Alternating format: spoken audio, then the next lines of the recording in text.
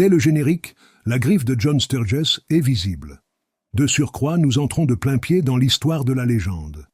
Dès lors, l'intérêt du film va se situer sur deux plans. Qui était véritablement le célèbre Wyatt Earp, pour ce qui est du scénario, John Sturges vaut-il plus que sa réputation de conteur talentueux, pour ce qui est de la mise en scène? Mais avant les interrogatoires, il y a le plaisir, et il n'est pas mince.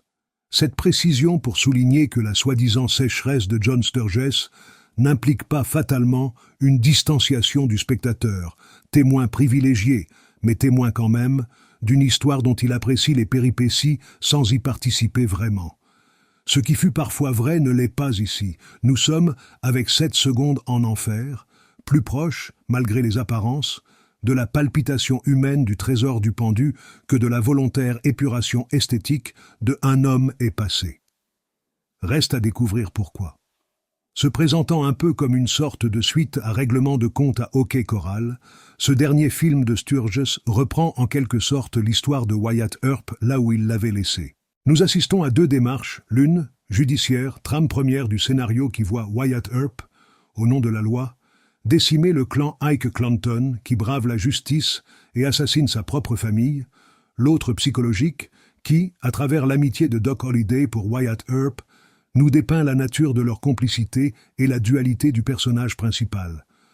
On savait déjà, malgré la légende et ses transpositions cinématographiques, que tout n'était pas pur dans les actes et les motivations du célèbre prévôt. Sturges insiste dans 7 secondes en enfer sur la difficile conciliation entre le respect de la loi et ses rancœurs personnelles. La fin du film ne laisse toutefois planer aucun doute sur la lucidité de Wyatt au terme de ce règlement de compte. Encore bien même Doc Holliday n'aurait-il pas contribué à cette prise de conscience, avec l'amicale cruauté que lui prête ici le réalisateur, elle ne faisait finalement aucun doute. John Sturges insiste à nouveau, en l'occurrence, sur un aspect de la vie de l'Ouest américain à la fin du siècle dernier que les amateurs de western connaissent bien, la difficile instauration de la démocratie dans une société habituée dès sa naissance au règne naturel de la force et de la violence.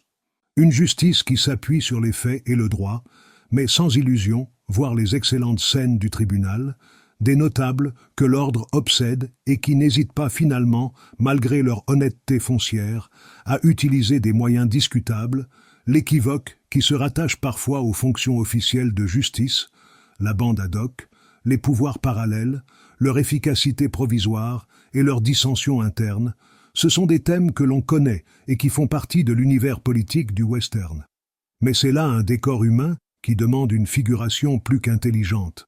Sur ce plan, nous sommes gâtés, car Sturges sait entourer ses héros d'interprètes de second plan particulièrement bien dirigés.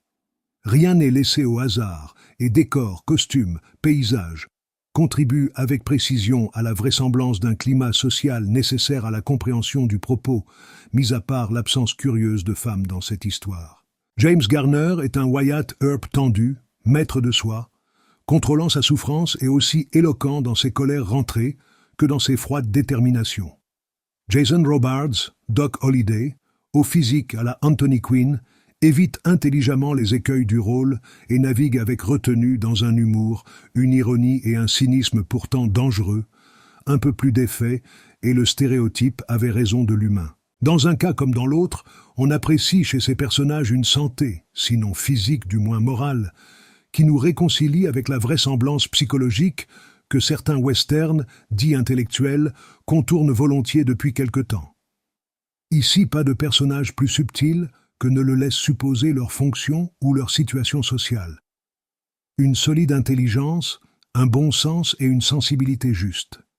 Pas de sous-entendu au second degré, pas de restriction mentale suggérée dans un sourire ou un clignement d'yeux, pas de cette impassibilité signifiante censée faire jouer les personnages à celui qui pensera le plus vite. Le laconisme du dialogue, ou ses excès, procède de la véritable pudeur ou d'un souci réel d'explication. On assume la convention sans l'alourdir, on frôle le mélo sans y tomber. La qualité de la photographie, la nature du découpage, l'ampleur de la mise en scène confirment par ailleurs le talent de Sturges. On retrouve ces scènes de nuit, admirablement photographiées et efficaces, que l'on apprécie dans tous les films de notre metteur en scène. Également une qualité de paysage, de belles futaies ocre et vertes au bord de rivières comme dans le dernier train de Gun Hill, de longs plans séquences, travaillés à la grue caractéristique de Sturges, qui aime clarifier la topographie des lieux, voire le générique, donner à sentir le décor urbain, peu de galopade chez Sturges, on insiste plus volontiers sur les gares, les saloons, les habitations, et faire participer activement le spectateur bien situé, par rapport aux personnages comme ceux-ci, le sont vis-à-vis les uns des autres. On notera la qualité de ce qu'on peut appeler, faute d'un autre mot, le suspense, les actions d'éclat, sur le plan du rythme, s'insèrent admirablement dans une continuité sereine et dans un tempo presque lent. Les règlements de compte sont autant les aboutissements logiques du conflit précédent que l'amorce naturelle du nouveau rebondissement. Cette osmose entre toutes les parties du film assure à celui-ci une fluidité heureuse. Si Sturges n'a pas totalement abandonné ses agaçantes compositions de personnages dans l'espace, aux effets un peu théâtraux, il les a assouplis, ce qui contribue certainement à la chaleur humaine qui se dégage de 7 secondes en enfer, malgré une apparente réserve. On refuse volontiers à Sturges la qualité d'auteur de film. Comme on lui reproche volontiers les remakes de ces dernières années, Le dernier train de Gun Hill, décalque lourdeau de 3h10 pour Yuma, Les 7 mercenaires, inspirés des 7 samouraïs, Les 3 sergents, version moderne de Gunga Din, réalisations qui lui ont valu une réputation de copieur effronté. John Sturges ne serait donc qu'un excellent conteur, très attaché aux sages de l'Ouest. J'ai la faiblesse de penser que c'est déjà beaucoup. L'infidélité cynique, le western italien, qu'il faudra bien toutefois se décider un jour à étudier avec moins de désinvolture, ou l'intellectualisme excessif, au bord de l'invraisemblance historique, de récents westerns, risque de nous rendre à la longue les qualités d'un John Sturges fort précieuses. Gaston Ostrate, Cinéma 68, octobre 1968.